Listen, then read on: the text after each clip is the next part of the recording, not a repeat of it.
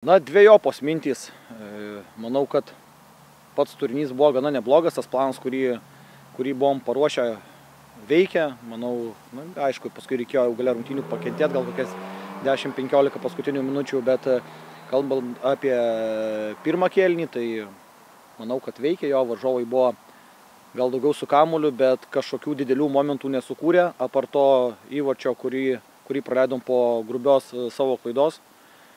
Po to neįmušėm 11 metrų baudinio ir, žinot, kai tokie įvykiai sukrenta pirmam kėliny prie gana, neblogo žaidimo, sakykime, iš to, ką buvom pasiruošę, tai didžiausi komplimentai komandai, kuri nepalūžo, ėjo antrą kėlinį kaip liūtai, stengiasi, kovojo, iki galo įdėjo dvigubai energijos, negu kad dar pirmam kėliny buvo įdėję.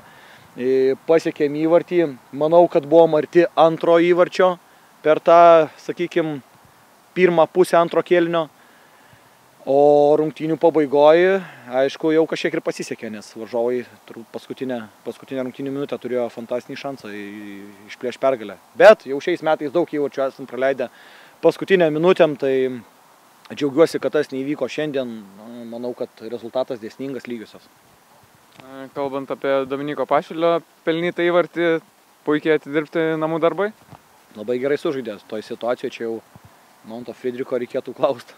Jisai ruošė šitus namų darbus, bet šaunuolis atsirado laiku ir vietoj, puikus padavimas, labai gražus įvartis, užtikrintas.